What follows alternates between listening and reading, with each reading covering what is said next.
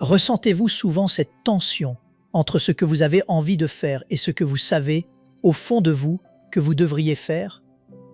Dans quel domaine de votre vie ressentez-vous le plus souvent cette tension? Et comment réagissez-vous? C'est-à-dire, lequel des deux l'emporte le plus souvent? Ce que vous voulez faire ou ce que votre cœur vous dit que vous devriez faire? Et lorsque vous faites ce que vous voulez plutôt que ce que vous savez que vous devriez faire, comment vous sentez-vous? Coupable? Vaincu? Comment vous sentez-vous? Et lorsque vous faites ce que vous savez que vous devez faire plutôt que ce que vous voulez faire, comment vous sentez-vous? Victorieux, comme si vous aviez vaincu la tentation? Fier de vous? Eh bien, la vie est faite de décisions, et elle est donc nécessairement faite de tensions. Parfois, ces décisions sont absolument cruciales dans notre existence. Nous avons deux options, et l'une semble tout aussi bonne que l'autre, ou bien nous savons que l'une est juste et l'autre non, ce que nous voulons faire s'opposant à ce que nous devrions faire. Et cette tension est si forte qu'elle révèle souvent la force véritable de notre cœur, la force véritable de notre vie. Et puisque la vie est ainsi remplie de ces situations, il existe un domaine précis dans lequel nous ressentons tous, sans d'exception, cette tension. C'est quelque chose de très simple, mais en même temps d'une profondeur immense. C'est le domaine qui a, de loin, l'impact le plus considérable sur toute notre existence. On pourrait pourtant croire qu'après avoir été sauvés depuis un certain temps, nous aurions appris la leçon et qu'il n'y aurait donc plus aucune tension à ce sujet. Mais il y en a bel et bien, et c'est précisément ce dont je veux vous parler dans ce message. Je vous invite à ouvrir, si vous le voulez bien, le 10e chapitre de l'Évangile de Luc. Le 10e chapitre de l'Évangile de Luc, il est stupéfiant de voir comment Dieu a pu concentrer tant de vérité dans si peu de mots, à travers un épisode aussi simple, pour nous révéler quelle est la priorité numéro 1 dans la vie du croyant. Si vous demandiez aux gens quelle est leur priorité numéro 1, vous obtiendriez probablement une multitude de réponses différentes. Mais ce passage est très clair. Du point de vue de Jésus, voici quelle est la priorité numéro 1 de notre vie. Remarquez que, dans ce chapitre et dans les passages qui précèdent, Jésus venait de parler de la parabole du bon samaritain. Puis, à partir du verset 38, voici ce qui est écrit. Comme Jésus était en chemin, il entra dans un village et une femme nommée Marthe le reçut dans sa maison. Elle avait une sœur nommée Marie qui, s'étant assise aux pieds du Seigneur, écoutait sa parole. Marthe, occupée à divers soins domestiques, survint et dit « Seigneur, cela ne te fait-il rien que ma sœur me laisse seule pour servir? Dis-lui donc de m'aider. » Le Seigneur lui répondit « Marthe, Marthe !» Cette répétition « Marthe, Marthe » signifiait probablement quelque chose comme « Ma chère, ma très chère Marthe, te voilà toute bouleversée. Tu t'inquiètes et tu t'agites pour beaucoup de choses. Une seule chose est nécessaire. Marie a choisi la bonne part qui ne lui sera point ôtée. » Ce passage des Écritures est d'une importance capitale et je voudrais vous parler dans un instant de ces trois personnages principaux, Marie, Marthe et Jésus. Mais rappelons d'abord que Jésus s'était probablement déjà arrêté bien des fois dans cette maison. Il était en route vers Jérusalem avec ses disciples et il avait choisi de faire halte chez Marie, Marthe et Lazare, là où il se sentait accueilli et assurément aimé. Et c'est précisément à cette occasion que se produit cet épisode par lequel il nous révèle quelle est la priorité numéro 1 de notre vie. En vérité, nous avons tous des priorités dans notre existence. Nous avons tous des priorités dans différents domaines de notre vie. Réfléchissons donc à ce qui se passe ici, en cette occasion précise. Marthe est très certainement, en quelque sorte, le chef de cette maison. Je ne dis pas qu'elle dirige tout, mais elle est sans doute la plus extravertie des deux, celle qui prend les choses en main. Lorsqu'elle apprend que Jésus et son groupe arrivent, elle se précipite dans la cuisine, Marie était probablement avec elle, et elles se mettent à préparer le repas.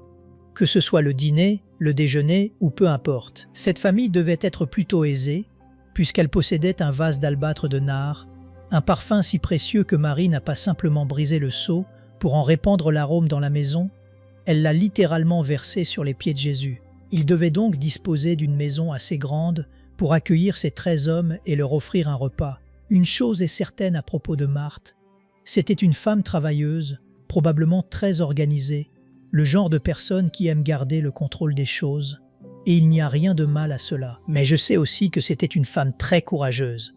Vous me direz, comment le sais-tu? Parce que la Bible nous dit que les pharisiens et les sadducéens faisaient tout leur possible pour piéger Jésus et le faire mourir par n'importe quel moyen. Et en réalité, quiconque s'associait à eux mettait sa propre vie en danger. Si vous regardez de nouveau le 12e chapitre de Jean, au verset 10, vous verrez à quel point ce groupe de chefs religieux était mauvais, vil, grossier, dépourvu d'éthique et d'esprit spirituel. Écoutez ce qui s'est passé. Le verset 10 dit « Les principaux sacrificateurs délibérèrent de faire mourir aussi Lazare. » En effet, le simple fait que Lazare se promenait bien vivant témoignait du pouvoir surnaturel de Jésus, qu'il avait ressuscité des morts. Ainsi, dans leur esprit, ils étaient prêts non seulement à tuer le Messie, mais aussi à tuer un homme que celui-ci avait ressuscité, simplement pour le discréditer et pouvoir dire « Vous voyez bien, il ne l'a pas vraiment ressuscité, puisque le voilà mort de nouveau. » Leur intention était donc de les faire mourir tous les deux. Le simple fait que Marthe ait accepté de les recevoir chez elle prouve donc que c'était une femme d'un grand courage. Il n'y a donc rien à reprocher à cette femme. Elle possède de nombreuses qualités admirables, et la Bible nous dit que Jésus aimait Marie, Marthe et Lazare. Il aimait Marthe, sa sœur, et Lazare. Il les aimait tous les deux. Venons-en maintenant à Marie. Il existe 3 passages bibliques où Marie est mentionnée. Et savez-vous où elle se trouve chaque fois? Assise aux pieds de Jésus. Ce que faisait Marie n'était pourtant pas convenable pour une femme de cette époque. La place qui revenait normalement à une femme à cette époque, c'était la cuisine pour s'occuper des préparatifs. Mais voyez-vous, l'amour de Marie pour Jésus était tel qu'elle ne se souciait guère des conventions. Elle a profité de l'occasion pour s'asseoir à ses pieds, l'écouter, apprendre de lui, l'aimer et aspirer à développer en elle-même les mêmes qualités que les siennes. C'était là ce qui comptait le plus pour elle. Et même si ce n'était pas vraiment l'attitude convenable, c'est exactement ce qu'elle a fait. Marthe, quant à elle, avait beaucoup de mal à accepter cela. Elle courait dans tous les sens, tirait dans 2 directions opposées, car elle aussi, bien sûr, aurait aimé être assise aux pieds de Jésus. La voilà donc dans la cuisine, pensant « Pourquoi ne viens-tu pas m'aider, puisque j'ai toute cette responsabilité sur les bras? Et toi, Jésus, pourquoi ne lui demandes-tu pas de venir ici ?» Et Jésus lui répond « Marthe, je pense que beaucoup de choses te troublent. En réalité, tu te troubles pour bien trop de choses. Tu as perdu l'équilibre, tu n'es plus très stable en ce moment. Apaisons-nous un peu. » Et voici ce qu'il lui a dit. « Marthe, la chose la plus importante, la priorité numéro 1, c'est ce que Marie a choisi, et je ne vais pas le lui enlever. » Cela a sans doute été difficile à accepter pour Marthe. D'autant plus que cette scène se déroulait probablement devant tous les autres invités présents. Réfléchissons un instant à cela. Que voulait dire Jésus? Il affirme que la priorité numéro 1 de notre vie, c'est le temps que nous passons seuls avec lui. Je veux que vous écoutiez cela très attentivement. Vous avez une priorité dans votre vie. Peut-être êtes-vous le seul à savoir laquelle, mais vous en avez une. Et voici la question. Accordez-vous à votre relation avec Jésus-Christ assez de valeur pour faire de ce temps passé seul avec lui la priorité numéro 1 de votre vie? A-t-il, pour vous, une telle valeur? Est-il à ce point important pour vous? Où se situe-t-il dans votre vie? Est-il en première place? En deuxième? En troisième? En quatrième? En cinquième position? Est-il si bas dans la liste de votre temps, de votre énergie, de vos intérêts, de votre amour, de votre dévotion, que vous ne parvenez même plus à déterminer où il se situe exactement? Le classez-vous simplement dans la catégorie « Eh bien, il fait partie de ma priorité d'aller à l'église et j'y vais 1 fois par semaine » où se trouve Jésus dans votre liste de priorités? Vous pouvez bien sûr ignorer cette question, mais en vérité, vous ne devriez pas le faire. Où est-il? Écoutez bien. Si vous ne lui accordez pas ce temps seul à seul, qu'il désire tant pour vous, si vous ne passez pas de temps seul avec lui à faire quoi, exactement? La même chose que faisait Marie.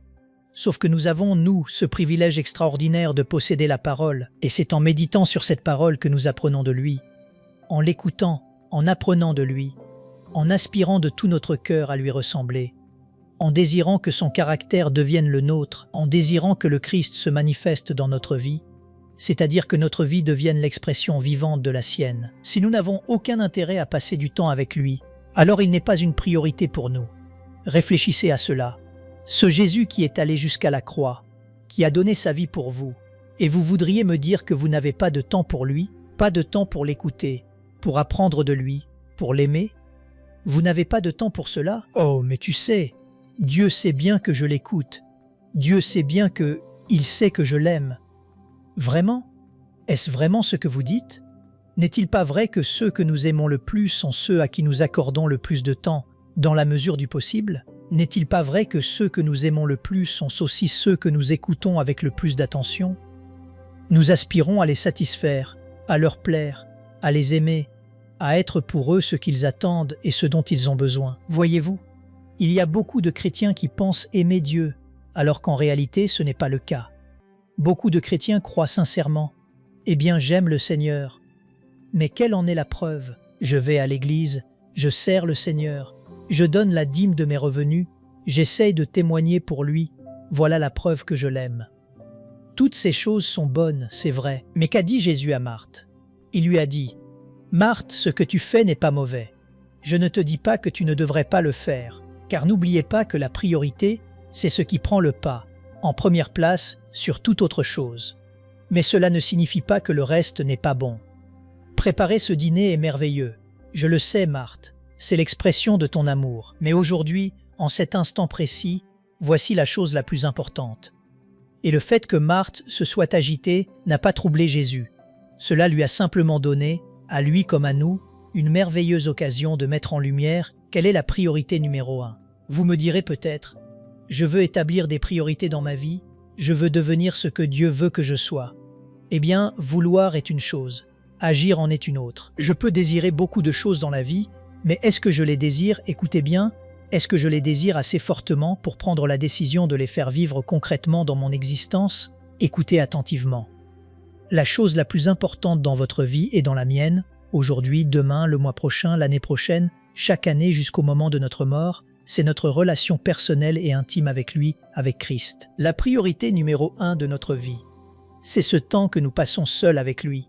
Et remarquez bien ceci, ce n'est pas seulement que nous avons besoin de lui, c'est lui qui nous désire. Il désire notre amour.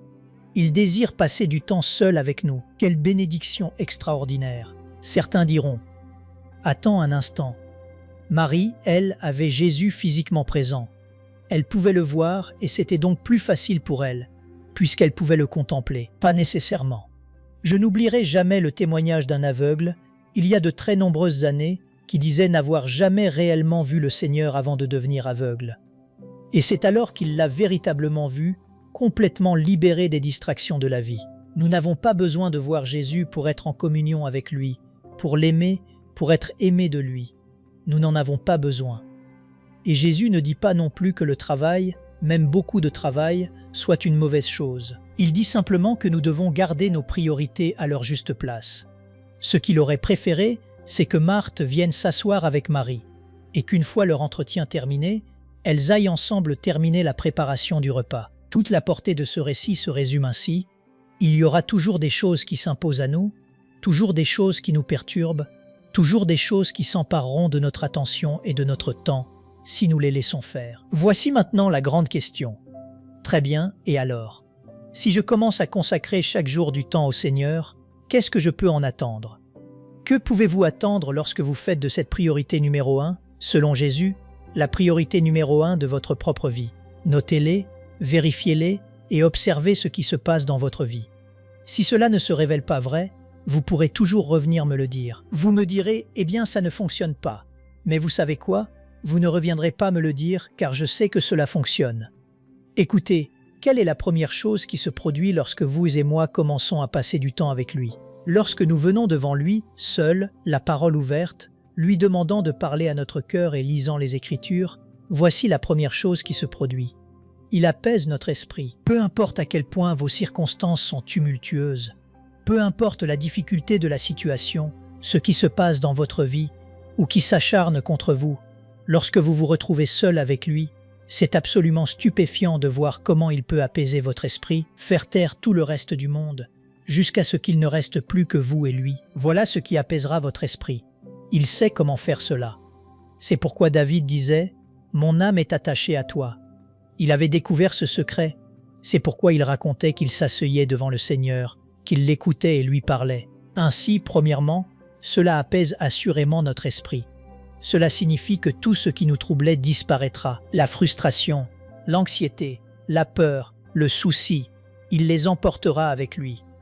Deuxièmement, nous allons ressentir une énergie renouvelée. Je ne saurais l'expliquer, mais je sais que lorsque vous vous prosternez ou que vous vous asseyez devant le Seigneur, peu importe la posture, en lui donnant la première place, en faisant taire tout le reste pour commencer à l'écouter, et en exprimant votre amour et votre louange envers lui, une énergie divine traverse littéralement ce corps humain, quelque chose se produit, physiologiquement parlant. Et je pense que Marie avait certainement appris quelque chose de cela, car chaque fois que nous la voyons, elle est aux pieds de Jésus. Ainsi, on retrouve d'abord ce sentiment de paix et d'énergie. Mais il y a bien d'autres choses encore. Permettez-moi de vous en dresser toute une liste. Troisièmement, cela va assurément fortifier votre foi. J'ai vu cela, j'ai entendu ce témoignage tant de fois.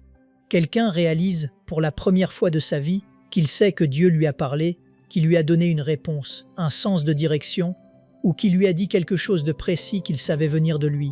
Voilà ce qui fait littéralement bondir votre foi. Ce Dieu qui tient tout sous son contrôle est disposé à vous parler. Écoutez, il désire vous parler.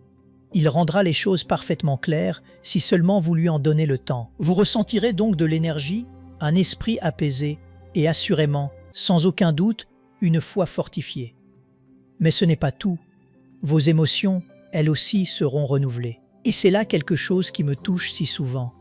Lorsque je rentre épuisé, que je me prosterne ou que je m'assois simplement en silence, la parole ouverte devant moi, et que je me contente d'attendre devant le Seigneur, parfois, je dois simplement lui dire « Seigneur, je me sens un peu vide » ou bien « Seigneur, j'ai simplement besoin d'être aimé par toi aujourd'hui.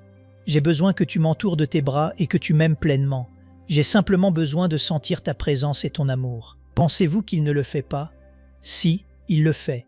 Il sait comment insuffler en nous, dans notre être tout entier, exactement ce dont nous avons besoin pour être comblés, pour nous combler entièrement. Chaque fois que je prêche, et qu'ensuite je rentre chez moi le dimanche après-midi, je me sens un peu fatigué.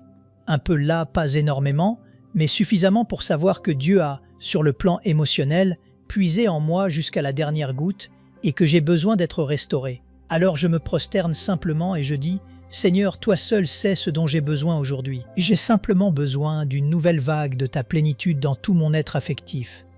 J'ai besoin que tu nourrisses mes émotions et que tu remplisses à nouveau ma coupe. » Il est là, prêt, attendant de répondre au moindre de nos besoins. Nous disons qu'il répond à tous nos besoins, et puis nous nous étonnons de ne pas les voir comblés, simplement parce que nous ne lui en avons pas donné l'occasion. Cela élargit assurément notre vision de Dieu. Tant de gens ont une vision de Dieu si étroite, si limitée. Écoutez, votre vision de Dieu va s'élargir, grandir, s'agrandir de plus en plus. Lorsque vous commencez à voir comment il agit dans votre vie, comment il prépare déjà dans l'avenir des situations et des circonstances que vous ne pouvez même pas imaginer, et que vous arrivez ensuite à ce moment précis, à cette décision précise, vous découvrez que Dieu avait déjà tout réglé jusqu'au moindre détail. Une chose se produira assurément lorsque vous passerez du temps avec lui, il purifiera votre cœur. Je crois sincèrement que l'une des principales raisons pour lesquelles la plupart des gens refusent de s'isoler avec le Seigneur, de passer du temps avec lui, c'est qu'ils ne veulent pas se regarder eux-mêmes en face. Ils portent un fardeau qu'ils refusent d'affronter, un péché dans leur vie qu'ils ne veulent pas regarder en face, des angoisses avec lesquelles ils sont incapables de composer. Pire encore, leurs frustrations et leurs angoisses sont parfois si profondes qu'ils n'arrivent même pas à croire que Dieu puisse s'en occuper.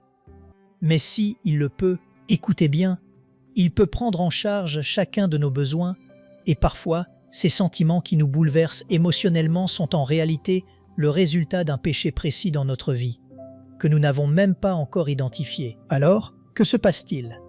Lorsque vous venez devant lui et que vous dites « Seigneur, parle à mon cœur », Dieu n'a pas besoin de se gratter la tête pour savoir quoi dire ou quoi penser. Il connaît exactement, dans les moindres détails, tout ce qui se passe dans notre cœur. Et que fait-il alors? Parfois, cela peut nous frapper comme une tempête. Mais souvent, c'est tout en douceur qu'il nous rappelle. Ce n'est pas la bonne attitude. Tu n'aurais pas dû dire cela. Tu n'aurais pas dû le traiter ainsi. Tu dois aller t'excuser. En d'autres termes, si vous redoutez ce qu'il pourrait vous dire, vous ne chercherez jamais à vous isoler avec lui. Mais si vous l'aimez, si vous tenez à lui et si vous désirez que son caractère habite votre vie, vous ouvrirez votre cœur et lui direz « Seigneur, je veux que tu parles à mon cœur. Tout ce que tu vois dans ma vie, je veux que tu le purifies, car, mon Dieu, Je veux que tu puisses me regarder sans y trouver quoi que ce soit qui puisse nuire à notre relation. Si vous n'êtes pas prêt à une telle honnêteté, voici ce qui arrivera. Vous essaierez peut-être un temps, mais vous n'irez pas bien loin, car vous refuserez de vous regarder en face. La purification est parfois douloureuse, mais l'œuvre purificatrice du Saint-Esprit dans notre vie, ainsi que la présence de notre Seigneur, sont absolument précieuses pour tout enfant de Dieu qui désire ce qu'il y a de meilleur pour sa vie. Mais cela ne purifie pas seulement notre cœur, vous découvrirez aussi autre chose. Nous recevrons de sa parole des éclairages et des enseignements que nous ne pourrions obtenir d'aucune autre manière. Vous pouvez écouter une prédication et prendre des notes, mais savez-vous à quel moment cela devient réel pour vous? Écoutez, la chose la plus sage à faire avec tout message reçu de Dieu, c'est ceci. Lorsque vous l'entendez de la bouche d'un pasteur, rentrez chez vous et la prochaine fois que vous vous mettrez à genoux, l'après-midi, le soir ou le lendemain matin, reprenez ces notes et dites « Maintenant Seigneur, je veux que cette vérité s'enracine en moi, car je ne veux rien partager avec vous qui ne puisse trouver sa place en nous, qui ne soit pas un véritable principe biblique, c'est la parole du Dieu vivant qui transformera votre vie 7 jours sur 7. » Et si vous reprenez ces notes en disant « Seigneur, je veux que cette vérité prenne racine en moi, je ne veux pas seulement l'avoir entendue, je veux qu'elle façonne ma pensée, je veux pouvoir la vivre concrètement dans mon existence, de manière à pouvoir la partager avec quelqu'un d'autre, afin qu'il en tire lui aussi profit. » Une instruction, un éclairage sur la parole de Dieu, parce que vous avez en vous le Saint-Esprit. C'est probablement l'une des choses les plus passionnantes de toute la vie chrétienne. L'une de celles qui m'enthousiasment le plus, c'est d'étudier la parole de Dieu, puis, alors même que je n'y pense plus particulièrement, de voir Dieu me dire quelque chose de manière si limpide, si inattendue, qui va droit à mon cœur. Je sais alors que c'est Dieu qui parle. Il veut vous dire quelque chose. Il veut vous protéger, pourvoir à vos besoins, diriger votre vie. C'est de sa parole que nous recevons instruction et direction. Mais ce n'est pas tout. Le temps que vous et moi passons avec lui nous prépare aussi aux épreuves. Aucun de nous ne sait ce que demain réserve. Nous ne pouvons donc pas prédire l'avenir, ni prendre aujourd'hui des décisions qui en détermineraient le cours. Nous devons donc prendre aujourd'hui des décisions qui concernent aujourd'hui et faire confiance à Dieu pour demain. Nous ne savons pas quand viendront les tempêtes, ni quand viendront les inondations. Mais voici ce que je sais avec certitude. Lorsque vous et moi passons du temps avec lui, il devient pour nous, comme le dit l'Écriture, un refuge, une forteresse, un rocher sur lequel nous tenons ferme. Il est notre abri.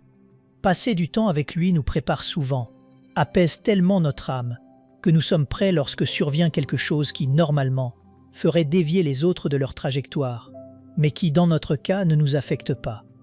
Pourquoi ? Parce que nous savons qui tient le contrôle de notre vie. Cela nous prépare aux tempêtes de l'existence. Et ce n'est pas tout. Cela nous ancre face à ces tempêtes. C'est-à-dire que lorsque vous et moi passons du temps avec lui, il nous ancre, pour ainsi dire, dans la vérité. Il tient les rênes, il a la situation en main, il s'en occupera.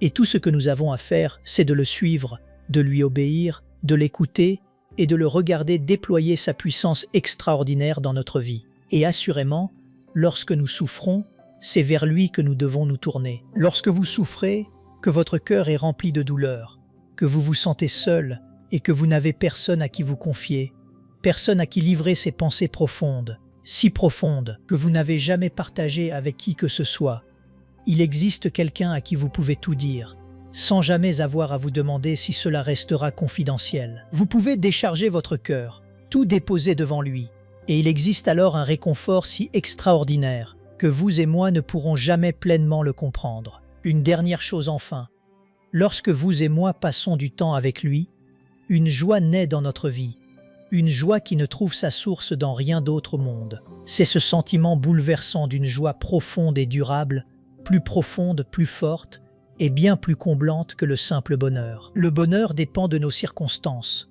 La joie, elle, dépend d'une relation. Réfléchissez à ceci. Si passer du temps avec le Seigneur produit tout cela dans votre vie, existe-t-il, n'importe où dans le monde, une seule autre expérience capable de vous offrir tout cela à la fois? Non, il n'en existe pas, car nous entrons en relation avec le Seigneur Jésus-Christ lui-même, celui qui nous a aimés jusqu'à aller à la croix et mourir pour vos péchés et les miens, et qui ensuite nous a envoyé le Saint-Esprit pour habiter en nous, afin de nous permettre de devenir des hommes et des femmes selon son cœur. Mais permettez-moi de vous poser une question. Avez-vous une priorité dans votre vie? Jésus est-il en première place? Réfléchissez bien à cela. Lorsque vous observez la manière dont vous utilisez votre temps, est-il en première place? Dans la façon dont vous dépensez votre argent, est-il en première place? Dans vos relations, est-il en première place? Dans l'usage de la sagesse, de la connaissance, de la compréhension et du travail que Dieu vous a donné, occupe-t-il toujours la première place? Si ce n'est pas le cas, laissez-moi vous poser une question. Comment pouvons-nous, vous et moi, justifier d'avoir relégué Jésus à la 2e place, à la 3e, à la 4e, à la 5e? Quelque part là-bas, dans un vague nuage indéfini, nous ne pouvons pas justifier cela. Vous voulez vivre la vie dans toute sa plénitude. Vous me direz, mais à quelle distance se trouve cette vie dans sa plénitude? Eh bien, si je devais mesurer cette distance, voici ce que je dirais.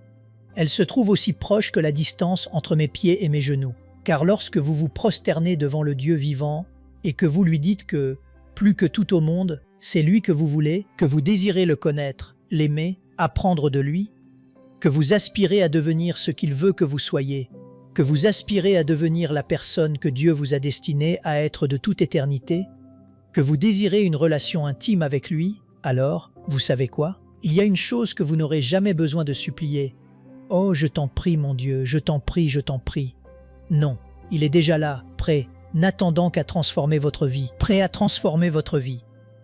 Alors, si vous n'avez encore jamais placé votre confiance en Jésus-Christ comme votre sauveur, écoutez bien ceci. Il est allé à la croix pour une seule raison.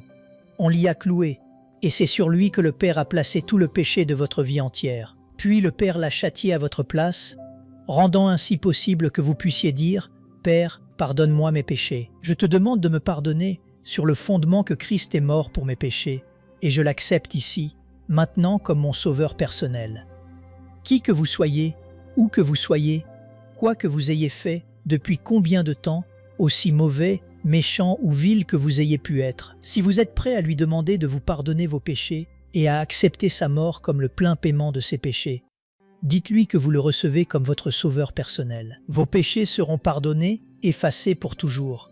Il ne les retiendra plus jamais contre vous. Et si vous avez la sagesse de le placer en première position dans votre relation avec lui et dans tous les autres aspects de votre vie, vous verrez Dieu vous transformer d'une manière que vous n'auriez jamais pu imaginer. Une chose que je sais avec certitude, on ne perd jamais rien à le placer en première place. Père, nous t'aimons et nous te louons de nous avoir donné un passage des Écritures si simple, et pourtant si rempli d'une vérité profonde, capable de transformer chaque domaine de notre vie.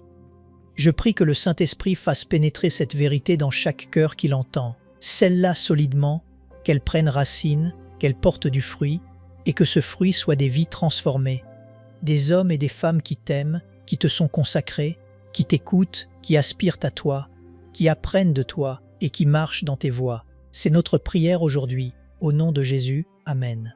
Nous aimerions vous donner l'opportunité de faire de Jésus le Seigneur de votre vie. Voulez-vous bien prier avec moi? Dites Seigneur Jésus, je me repens de mes péchés. Viens dans mon cœur. Je fais de toi mon Seigneur et Sauveur.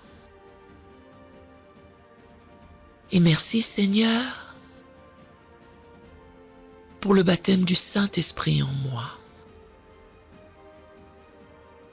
Dans le nom de Jésus. Par cette simple prière, nous croyons que le Saint-Esprit vous conduit sur le chemin de la nouvelle naissance.